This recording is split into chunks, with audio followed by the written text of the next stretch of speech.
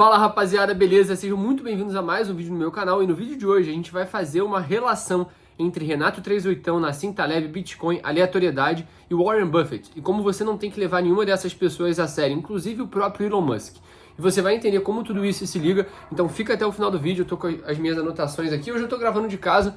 Você pode ver aqui, ó, esse pôr do sol bonito aqui no fundo, é da janela do meu quarto, graças a Deus, isso é um privilégio. E quero trocar uma ideia com vocês hoje do que é aleatoriedade e como ela influencia mais na tua vida do que tu pensa. Então, eu tô lendo esse livro aqui, o Giros pelo Acaso, Nassim Taleb, fica inclusive a recomendação. Eu não tô muito longo, eu tô na página 90 ainda, mas eu já li esse livro outra vez antes e da mesma forma que quanto mais países do mundo eu viajei, mais eu percebi que os melhores eram 3, 4 países específicos, eu percebo a mesma coisa com o livro. Quanto mais livros eu leio e tenho contato, mas eu percebo que os melhores e os que de fato valem a pena serem lidos são 4, 5 livros específicos. A mesma coisa se diz aí sobre países, enfim, é sobre muito não ser o suficiente, né? É como se fosse um minimalismo intelectual. Você percebe que o que tu precisa aprender e reforçar tem alguns livros específicos. Por exemplo, você quer se tornar uma pessoa boa. Você não tem que aprender sobre virtudes milhares e milhares de vezes. Você tem que entender as virtudes principais da temperança, da castidade, a virtude de você ser uma pessoa caridosa, de você praticar atos bons, né, piedosos com as pessoas. Bicho, se tu fizer isso, já se torna uma pessoa boa. E a mesma coisa se encaixa aí nos livros. Mas nem é esse o tema do vídeo. E o que o Taleb introduz nas páginas iniciais desse livro é o que ele chama de modelo Monte Carlo. Monte Carlo, para quem não sabe, é o cassino de Mônaco, aquele cassino muito famoso. E ele tenta dizer e provar pra gente que a vida, na verdade, é um grande cassino e a gente não tem como estabelecer uma relação direta entre sucesso e trabalho, sucesso e merecimento. Porque muitas das vezes, você ter o seu sucesso também pode se estabelecer por mera sorte. E no próprio livro, o Taleb fala mal do Warren Buffett, que é tido como uma referência de uma pessoa que ficou rica. Só que, se você for parar para analisar estatisticamente, isso era pouquíssimo provável. O que isso significa? Deixa eu dar um exemplo. Digamos que existe um homem, um zelador de um prédio, que ganhou na loteria. Se você simulasse 1000 outros cenários da vida deste homem, ou seja, desse mais 1000 anos de vida, ele não ganharia na loteria nenhuma outra vez. Ou seja, aconteceu uma coisa de raríssima probabilidade que fez ele chegar lá. Da mesma forma, o Warren Buffett. Podem nascer 1000 Warren Buffetts que fazem as mesmas coisas e tomam as mesmas decisões. E provavelmente já houve. Nasceu um Warren Buffett na Venezuela, na Guiné-Bissau. Nasceu um Warren Buffett no Tahiti. Nasceu em vários países, só que eles não se desenvolveram, eles não cresceram. E por isso tem aquela frase que o cemitério dos mortos é silencioso. Porque você nunca vai... Por exemplo, você sempre escuta a história do cara que ficou rico com Bitcoin, do cara que ficou rico com o mercado digital, do cara que ficou rico vendendo curso, como esses caras aí, Thiago Fint, Ruiter, Pablo Marçal. O cemitério dos fracassados é silencioso. Você nunca vai ouvir a história do cara que falava que era multimilionário. Eu tô dando um exemplo, né? Se você pega esses gurus da internet, do YouTube, quem seja, que cagam regra, que falam que ficaram multimilionários com a internet, se eles tivessem começado 5 anos depois, eles não teriam ficado bilionários. Eu não tô falando isso para diminuir, mas eu tô falando que existe uma janela temporal para certas coisas e existe um fator sorte que muitas das vezes não é controlável.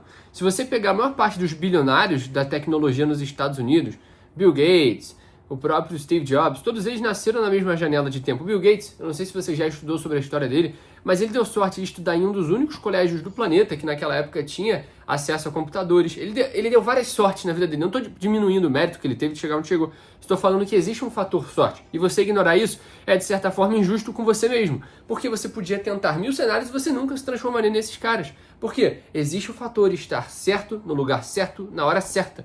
E é isso que esses caras estavam. E, de novo, isso não diminui o mérito deles, porque eles tomaram a decisão certa.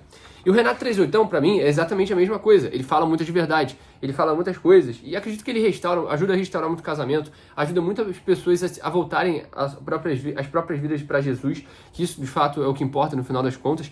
Mas todo mundo tem ele como autoridade porque sabem que há muito tempo atrás ele botou um Ford Ka velho à venda, ou por 2,2 bitcoins, ou por 2.500 reais, acho que foi isso, se eu não me engano, tem até o print que rola na internet até hoje. Ou seja, ele botou um carro que, porra, hoje em dia valeria menos de 5 mil reais, e hoje o carro vale muito mais do que R$1 milhão, ou seja, ele transformou um Ford Ka em uma fortuna, de certa forma, e ele tem declarado, né, se você for pegar ali, ele se candidatou a deputado em 2018, se eu não me engano, ele tem declarado mais de 100 milhões de reais em Bitcoin, tá? Isso não diminui o mérito dele. Eu só tô falando que da mesma forma que a gente não pode se comparar com o Silvio Santos, que começou lá atrás, da mesma forma que a gente não tem que se comparar com Warren Buffett, que começou a construir a fortuna dele entregando o jornal e conseguiu construir a fortuna dele nos Estados Unidos, que mais prosperou, no país que mais prosperou na história da humanidade, com uma série de oportunidades e de pessoas certas chegaram na hora certa na vida dele. Você também não tem que achar que você é o Renato 38. Você não tem que achar que você vai comprar Bitcoin hoje e você vai ficar muito rico. Na minha visão, e eu falo isso de coração porque é isso que eu faço, porque eu estou construindo minha fortuna, eu já fiz muito dinheiro, já fiz mais de 3, 4, 5 milhões só com os meus negócios, com o mercado financeiro, mas o fato é, eu sei que não adianta eu seguir conselho desses caras, porque já passou essa janela de oportunidade. Então, eu tenho que adaptar tudo que eu aprendo com a jornada dessas pessoas e com o que essas pessoas fizeram para minha vida. E como eu vejo isso? Bom, número 1, esse é um princípio meu, tá? Número 1, eu vou aprender e modelar o que os outros estão fazendo, mas eu vou entender como isso se adequa à minha vida. Por exemplo, comprar Bitcoin. Na minha visão, o Bitcoin é um dos ativos que mais revolucionou e está revolucionando mais ainda o que é a propriedade privada, o que é uma moeda, o que é um ativo no planeta. Isso é absurdo. Só que eu não preciso comprar Bitcoin. Eu não preciso comprar Bitcoin para isso.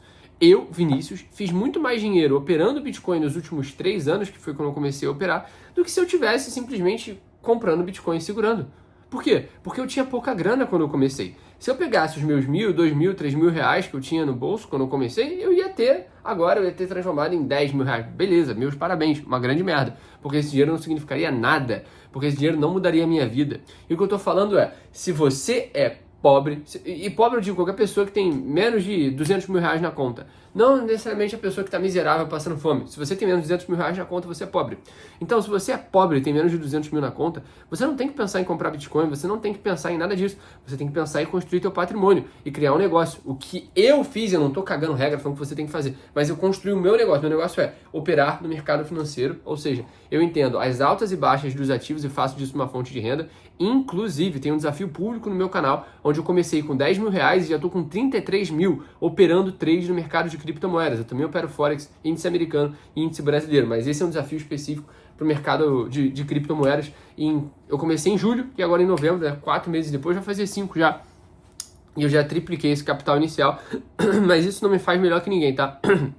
Mas esse é meu negócio. Se eu tivesse comprado Bitcoin, eu tinha transformado 10 mil, que seja, o Bitcoin estava em quê? 60 mil dólares, né? Ou seja, subiu 30%. Eu tinha transformado 10 mil em 13 mil reais. Ou seja, não ia ser muita coisa. O que eu tô falando para você é, entenda de forma absoluta o que aquelas pessoas fizeram. Ou seja, Renato 38 é um cara que fez um dinheiro bacana, que sabe muita coisa sobre Bitcoin, mas não de forma relativa. Ou seja, você tem que se espelhar e copiar o Renato. Por quê? Só pessoas burras fazem isso. Só pessoas sem intelecto, sem QI, que falam assim, porra, Renato 38 fez aquilo, então eu sou um mongol que tem que copiar tudo que os outros falam e eu só sigo o conselho dos outros, eu não consigo pensar por mim mesmo. Eu não conseguiria comandar uma família, não conseguiria tomar nenhuma decisão, porque eu sou um animal que não consegue pensar em nada por mim mesmo. Eu me baseio por opinião de influenciador. Eu boto minha reserva de emergência em fundo imobiliário, como dizia a Natália Arcuri, eu sigo o conselho do primo rico para ganhar dinheiro, beleza, se você quiser seguir, segue. Mas o que eu tô falando é, nenhuma dessas pessoas vai deitar na tua cama no final do dia e vai dizer para você o que tá dando certo, o que tá dando errado e como você tem que lidar com isso. Só você é responsável pelas suas decisões. E quando eu entendi, e justamente a partir do modelo Monte Carlo e da ergodicidade, que são os conceitos que ele apresenta no livro, né? O modelo Monte Carlo é basicamente você brincar com todos os cenários possíveis. Então o que é brincar com o cenário possível? Olha, eu tenho que evitar o risco o máximo possível. Eu vou parafrasear Nassim Taleb. Abre aspas. Simule o quanto quiser, mas saiba que a realidade sempre vai encontrar um jeito de te surpreender. Monte Carlo é útil para jogar com as incertezas dentro do normal, mas a vida real não respeita essas simulações.